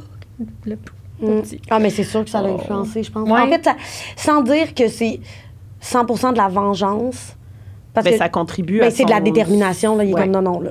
Je peux pas lâcher prise. Puis... Moi, je pense que c'est ça qui a fait en sorte qu'il a pas fait genre, je prends un billet puis je m'en vais. Là. Je pense qu'il s'est dit, il s'est donné comme mission d'aider la situation avec Voldemort puis de faire disparaître Voldemort, surtout quand, comme tu mentionnes, quand il apprend que c'est le seul qui peut le faire.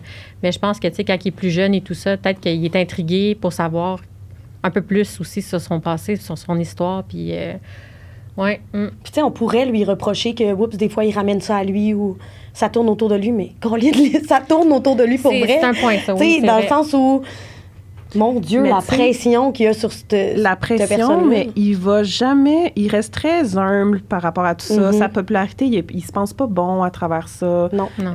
Il a pas peur de Voldemort, mais c'est pas parce qu'il se dit « je l'ai déjà vaincu, fait que je vais pas avoir peur de lui ». Il a juste pas peur de lui. Il est même peut-être curieux d'en apprendre plus sur Voldemort. Mais je pense qu'à Poudlard, il se sent aussi vraiment en sécurité pour Dumbledore. Il est comme, pourquoi j'aurais peur quand, dans le fond, je suis avec la personne... Mais ça, je suis avec la seule personne dont Voldemort a peur. Il se l'est fait dire une fois, puis il le croit. Je suis comme, y a jamais vraiment eu la preuve que Voldemort avait peur de Dumbledore, à part peut-être dans le 5 au ministère, la première fois qu'ils vont ensemble. Ah oui, oui. Mais tu sais, lui, il se le fait dire une fois, là, genre, Voldemort a peur de Dumbledore. Tout ce qui est mythique autour de Dumbledore, I guess que ça fait juste rajouter au personnage puis qu'il finit par le croire. Mais oui, on pourrait parler de Dumbledore aussi, là, dans le sens où... Tout qu'il y a un personnage mystérieux, hein, c'est Dumbledore. Tu sais, là, c'est dans le 1 ou dans le 2, là. Harry, il se fâche, je lui dis Albus Dumbledore est le plus grand sorcier au monde. C'est dans la Chambre des secrets, c'est pour ça que il est tellement loyal. Oui, il est très loyal. Lui aussi, là, il est vraiment loyal. Il est tellement groupie, Dumbledore. Moi, ça m'énerve. Là, je suis quand même maison, là. Mais bon. Parce que justement, j'ai l'impression que c'est basé sur rien. Là. Comme il y a eu une carte de Choco-Grenouille, puis là, il tripe sur Dumbledore. Puis t'as Hagrid, quand Hagrid vient porter la lettre, il défend Dumbledore. Puis là, je pense déjà, Harry fait l'association qui est Dumbledore, il est hot. Là. Il y a tout de quoi des motifs. Les premiers moments qu'il a vécu sont associés autour de Dumbledore. Ça devient le directeur de son école. Il le prend rapidement sous son aile, ou du moins, il sait qu'il y a une relation comme hors norme un peu avec le directeur de l'école. Clairement, Dumbledore n'est pas proche de même de tous ses élèves, même si des fois, j'ai le goût de dire... soit donc encore plus proche et plus clair envers Harry, mais clairement, il sait qu'il y a une relation privilégiée rapidement. Puis il sait que Dumbledore en sait plus sur Voldemort qu'il le laisse savoir aussi. Fait que ça l'intrigue probablement aussi d'en connaître plus sur son ennemi numéro 1. Ben oui, il sait tout court que Dumbledore sait plein de choses, que ce soit sur Voldemort ou sur d'autres affaires par rapport à la vie d'Harry, par rapport à la vie des autres, par rapport même au futur, ce qui s'en vient, tu sais. C'est très intriguant et mystérieux. Je pense, tu sais, je le juge, là. Pas je le juge, là, mais je suis là à dire, j'en reviens pas qu'il tripe de même sur Dumbledore, mais je pense qu'on le serait tous un peu intrigués, puis on aurait envie d'être proche de Dumbledore si on était dans les souliers d'Harry ou juste même à Poudlard. Là, en fait, c'est que Dumbledore est vraiment mythique, mais il y a une partie qui me laisse perplexe. Pourquoi t'es un aussi grand sorcier, t'es aussi brillant que ça, t'es omniscient sur tout, mais t'as pas catché que dans le deuxième, la Chambre des secrets, c'était un basilic qu'il y avait dedans, puis c'était ça qui pétrifiait le monde, puis c'était ça que genre... Ça me gosse, ça. Que les araignées... les araignées fuient l'école, puis t'as pas pensé à les fuir.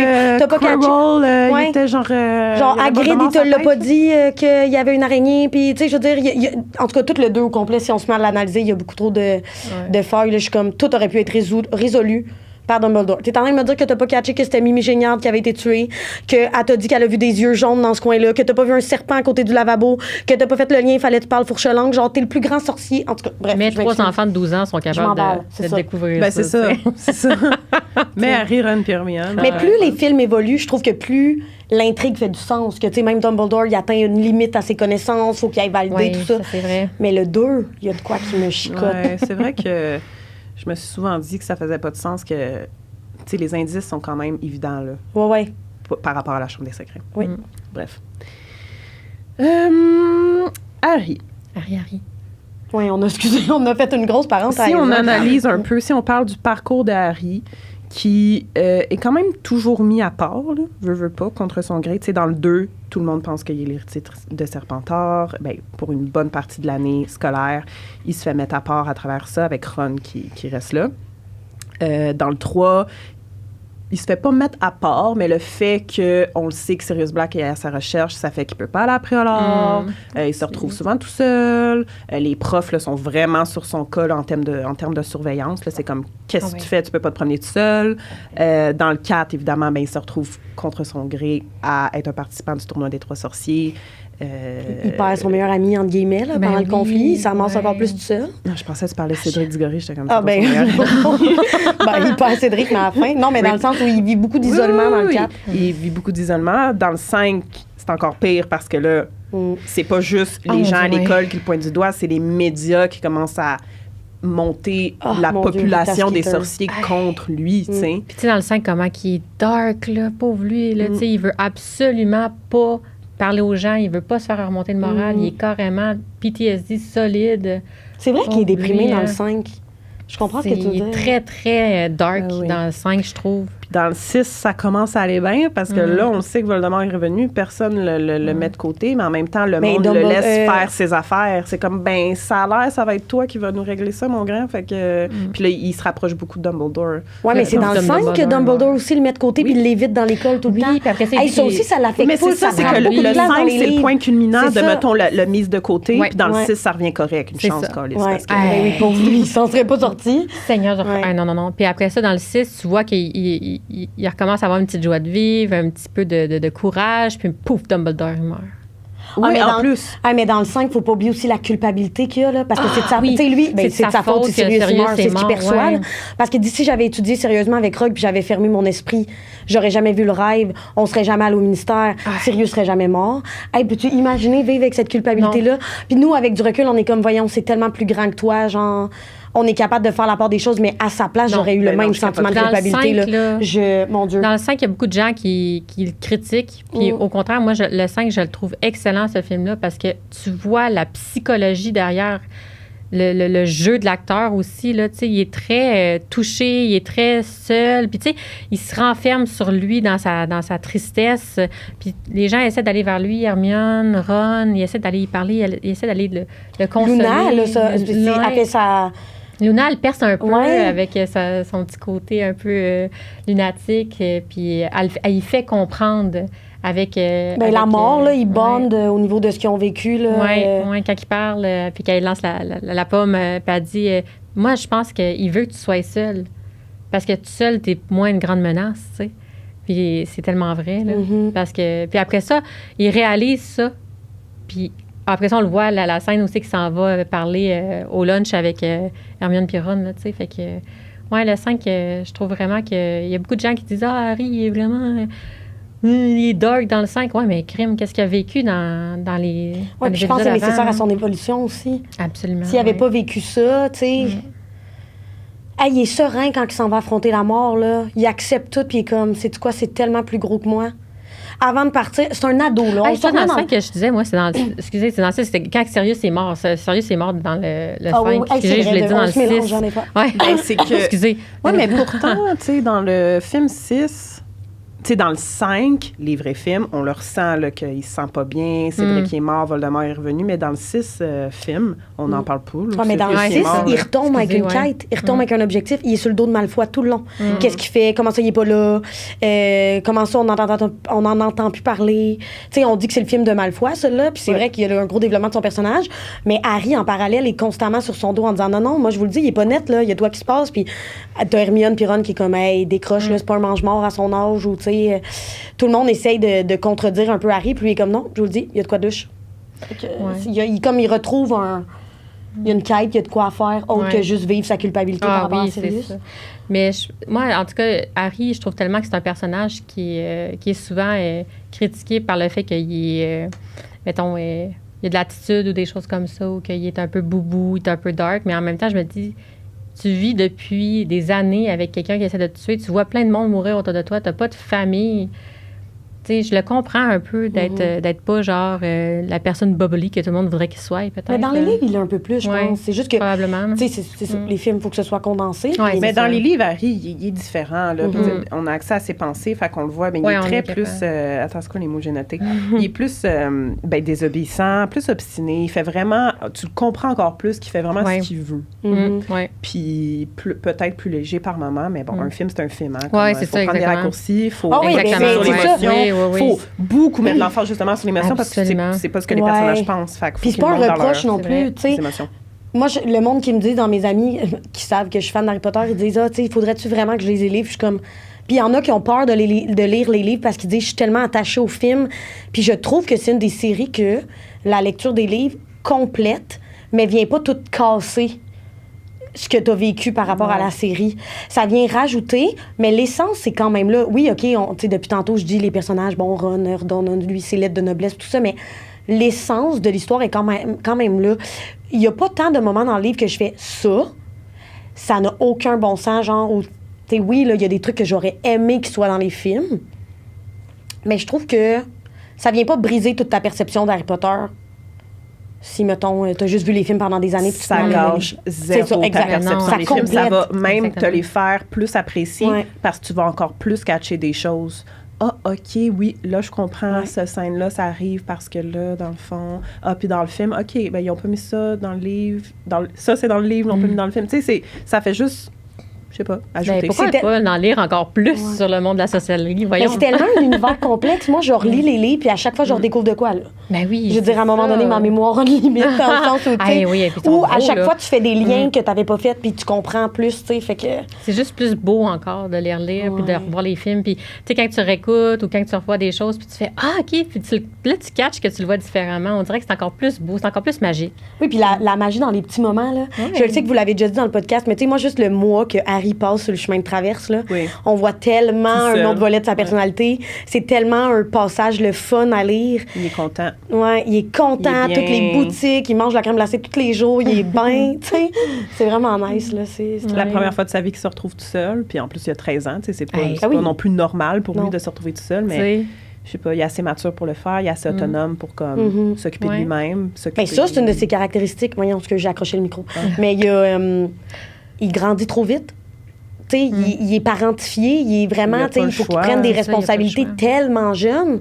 Mais avec l'enfance qu'il a eue, je veux dire, il a vécu plus d'épreuves en 11 ans que beaucoup d'adultes vont vivre dans une vie, là. Je veux même pas m'imaginer l'enfance qu'il a vécue, là.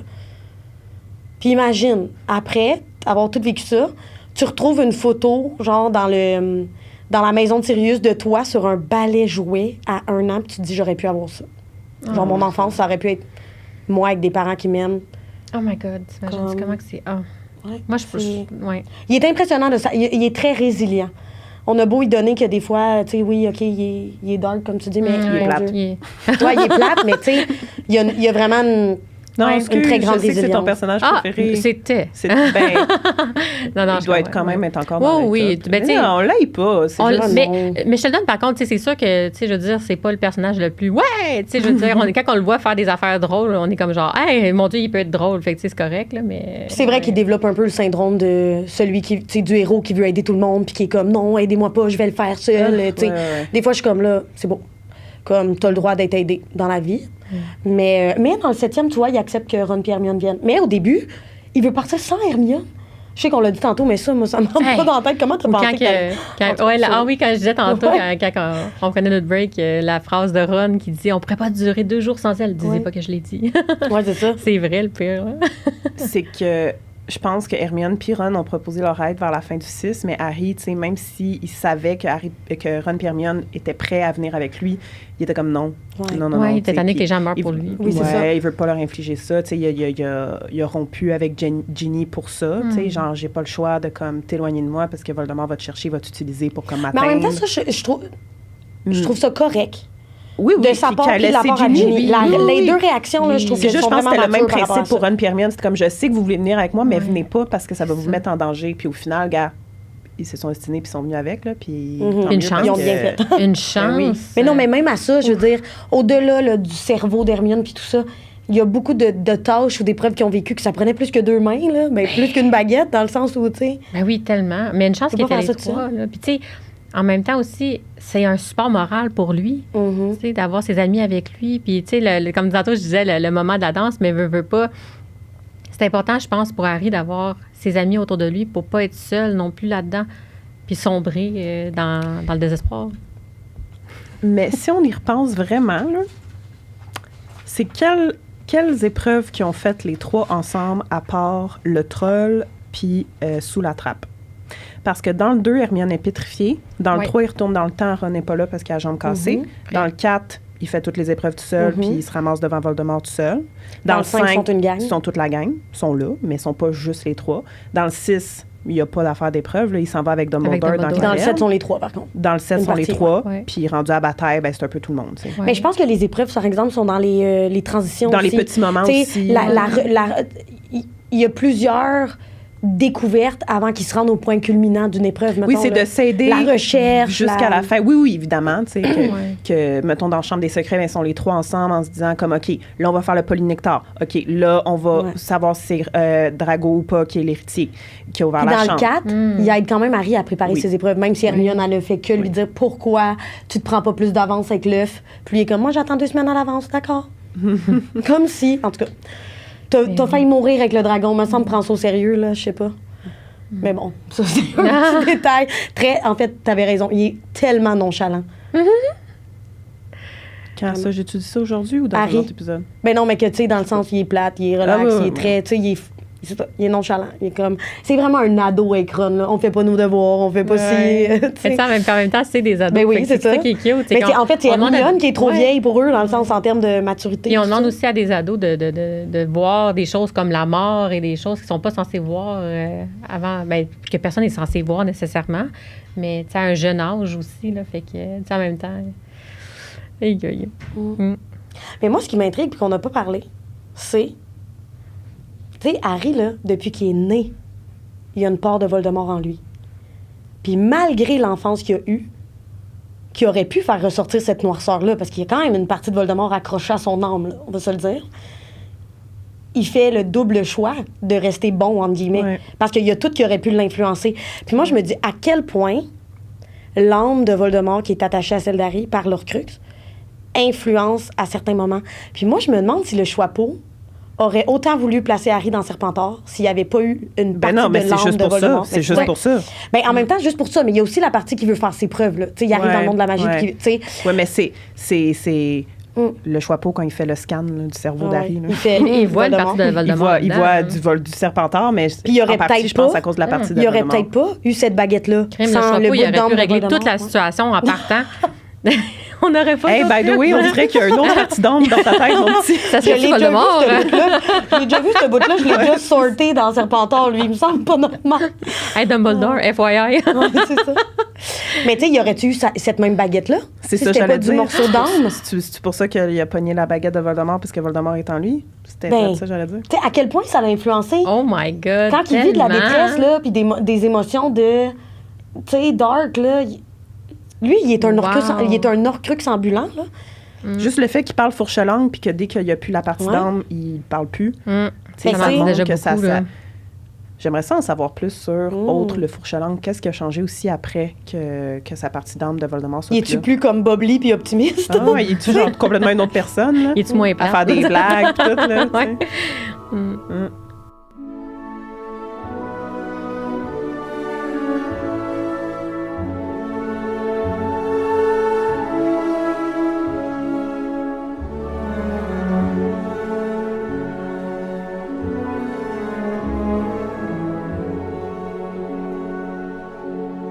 Mais moi, il y a peut-être une affaire que j'aimerais dire vite, là, c'est peut-être nos moments préférés avec le trio. Ou, tu sais, un moment où c'est qu'on trouve que le trio, il y a Shine True, là, tu sais, comme, mettons, moi, c'est sûr que je voulais vraiment le plugger vite, là, mais dans le 5e film, dans l'Ordre du Phénix, à la fin, quand Harry est en train de se faire posséder par Voldemort, là.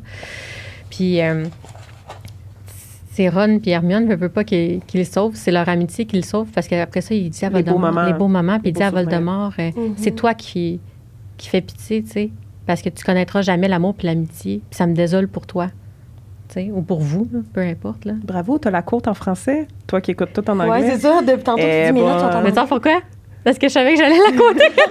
T'es allé rechecker. Mais mon Dieu, tu traduis vite dans ta tête quand même. Oui, je pas fait. Mais ouais, mais tu sais, fait que moi, tu sais, peut-être que je voudrais leur parler de ce bout-là, là, ou je sais pas si tu veux cropper ce bout-là, que je l'ai dit, je sais pas. Ah, mais non, pas du tout. Ben, vas-y. Mais c'est vrai qu'ils ont des belles leçons, genre, ils apprennent quand même des leçons de vie importantes à leur âge, là. Ron et Hermione, ça a été tout pour Harry. Genre, au-delà de Sirius qui pop, là, puis de Dumbledore, qui est la figure paternelle, là, puis whatever, là. Ben, figure paternelle, c'est au sein de plusieurs personnages, mais ça, c'est pour une autre analyse, là. Mais... c'est Hermione puis Ron, là, pour Harry, là. Oui. Ben, tu sais, c'est quoi l'expression, les amis, c'est la famille qu'on choisit, là? Je sais pas trop, là, tu sais, tu t'es imposé ta famille, mais, tu sais, les amis, c'est vraiment ceux que tu choisis, puis il reste... Ça, c'est une partie du futur que j'aime, c'est qu'ils restent excessivement proches, mutuellement, puis c'est mon oncle Ron, ma tante Hermione, puis... tu sais, parrain, puis tu sais, son proche de Neville aussi, tu sais, c'est vraiment, c'est ça ta famille au final. Oui, puis avec tout ce qu'ils ont vécu ensemble. Puis ça, c'est autre chose qu'on n'a pas parlé, qui influence aussi la dynamique Harry-Ron versus, mettons, Harry-Hermione, c'est que Ron est le meilleur ami d'Harry, oui, mais devient son frère. Molly et Arthur considèrent Harry comme leur fils. Puis c'est sûr que ça a une influence au niveau de leur amitié puis au niveau de la dynamique, là. sais, je veux dire, les parents d'Hermione n'ont pas rapport dans le décor. Là. On en entend parler, bon, parce qu'elle a fait oubliette puis elle les envoie en Australie. Là, mais à part ça, on n'a aucune information. Tandis que la famille de Ron fait partie de l'histoire puis accueille Harry vraiment comme les leurs. Là. Elle fait des cadeaux de Noël. Elle fait, tu sais. Puis même Molly qui devient contre Hermione à un moment donné. Oui, c'est ça, j'allais dire. Parce qu'ils n'ont pas le même accueil pour Hermione. Puis je pense que ça va avec... Ben, ils savent... Ils sont au courant de l'histoire d'Harry puis ce qu'il a vécu. Fait que c'est comme... Il l'accepte plus. C'est sa famille adoptive, là. Ben oui. Puis je veux dire, on parle beau. des parents, mais dans les livres, tu vois aussi à quel point même les frères de Ron y aiment Harry. Puis tu sais, je veux dire, moi, ça m'étonnait tout le temps quand tu disais, hey, moi, le terrier, je veux rien savoir de ça. Moi, je suis comme, je voudrais tellement aller. Tu sais, je ferais un Noël à Poudlard, of course. Là, ça doit être incroyable, un Noël à Poudlard, mais je voudrais tellement vivre un Noël au terrier. Ça a de la cosy là-bas. Hey, bon, à part la goule, là, tu sais, ça, on peut s'en reparler. C'est quoi une goule? Ça, en tout cas, bref, dans les livres, on se demande, mais moi, je le louerais une nuit sur Airbnb. Il joue au Quidditch dans le cours, puis tout. Non, même ramasser des gnomes pour Molly, ça me tenterait au pire. Moi, je veux le Square Grimoire au milieu de Londres. Puis je suis comme, je m'en vais magasiner, on s'en va au bar du coin. Blou, blou. Non, mais c'est vrai que dans le Square Grimoire Terrier, aussi. les bécosses, tu sais, ils vont où, aux toilettes? Hey, c'est des sorciers, là. Moi, je suis curieuse, les toilettes. C'est sûr que, ouais. En tout cas. Mais là, les toilettes, il y en a à Poudlard, dans le sens où ils sont normales. Dans la salle commune de Gryffondor, mettons, dans les dortoirs, là, tu sais, ils se brossent les dents où? Faut-tu qu'ils retournent dans les couloirs dans la toilette des filles? Mettons, là, Hermione, le soir, là, où il y a des petites toilettes, dans la salle commune, tu sais. Moi, j'aurais tendance à penser qu'il y a des toilettes. Moi, je trouve que c'est pas... On est tellement sur un autre sujet. Mais moi, là, je pense que c'est ce que j'aime. C'est ce qui me fascine le plus dans Harry Potter. Au-delà de la storyline de base, il y a tellement de ramifications. C'est un monde complet. Moi, là, je joue à Hogwarts Legacy, mettons. Puis moi, j'adore les quêtes secondaires, puis juste marcher dans l'école, puis voir, aller dans la cuisine. Puis moi, là, je lis les livres, j'écoute les films, je suis comme, j'ai le goût de manger un repas avec eux. Je veux goûter au jus de citrouille, là. Je veux savoir c'est quoi, là. Mais quoi que ça... Bon, on va se le dire. La gastronomie de Poudlard... Tu sais, je sais pas à quel point je serais comme Harry puis je triperais ses tartes à mélasse, là. Mais il y a vraiment de quoi, là. Tu sais, moi, c'est le day-to-day aussi qui m'intéresse, là. Dans le livre, là, j'étais écœurée pour eux des cours du professeur Binns, là. Ben oui. Tu sais, mais en même temps, j'aurais le goût d'en vivre un juste pour pouvoir faire comme, c'est vrai, il est tellement plate. Puis pouvoir dire, tu sais, je sais, je l'ai fait. Juste, ce que j'aimais le plus d'écrire des fanfictions, c'était d'écrire le quotidien des personnages à Poudlard. Puis, elle s'habille le matin, puis elle s'en va à son cours. Puis, c'est samedi, je m'en vais me promener au bord du lac. Tu sais, là, j'aimais ça, imaginer le quotidien de quelqu'un qui est à Poudlard. Tu sais, je comprends ce que tu veux dire. Qu'est-ce qui est fou aussi, c'est quand tu y penses, là, tu sais, comme ton premier épisode que tu as fait du podcast, là, que tu parles de tout le lore de Harry Potter, l'histoire, jusque dans les petits détails, tu dis, c'est vraiment un monde en soi. Puis c'est fou comment qu'il y a autant de personnes dans le monde qui trippent puis qui deviennent amis grâce à ça, puis que ça rassemble les gens. Ou quand tu vas au Wizarding World, tout le monde est là-bas en train de courir avec leur baguette, puis ils s'imaginent ailleurs, puis t'es comme « You go, girl! » Tu sais, c'est tellement... Je trouve ça beau de voir à quel point un univers nous donne envie de croire qu'elle existe à quelque part. Hey, moi, visiter les studios à Londres, les décors, Écoute, j'étais tellement émotive parce que je me disais... Tu sais, je peux pas croire, là. En tout cas, je sais même pas comment l'exprimer. Hein? Tu l'as fait? Oui. Okay, aller au studio Warner Bros, c'était... Puis les lieux de tournage, j'étais là. Ah, mon Dieu. Ça va être sans mots, hein? Bouche bée. Voilà. Là, ce qu'on va faire, c'est qu'on va conclure l'épisode, comme je disais, mais on a un après-show Patreon. C'est vrai. Puis j'ai demandé aux gens de m'envoyer des opinions, des commentaires sur Harry, Ron et Hermione. Je pense qu'on a quand même fait le tour, mais les commentaires qu'on a reçus vont peut-être nous permettre de juste vraiment rapper notre discussion, puis peut-être d'aborder d'autres points qu'on a oubliés. Ça vous va? Ben oui. C'est parfait. Ben merci tout le monde d'avoir été à l'écoute. On se retrouve après les fêtes. Comme j'ai dit, merci Natina, merci Fanny. Merci. C'était super intéressant. Merci à toi. Tellement. Ça me fait plaisir. Ben bye tout le monde. Puis joyeuses fêtes. Bonne année. Bye. Bye.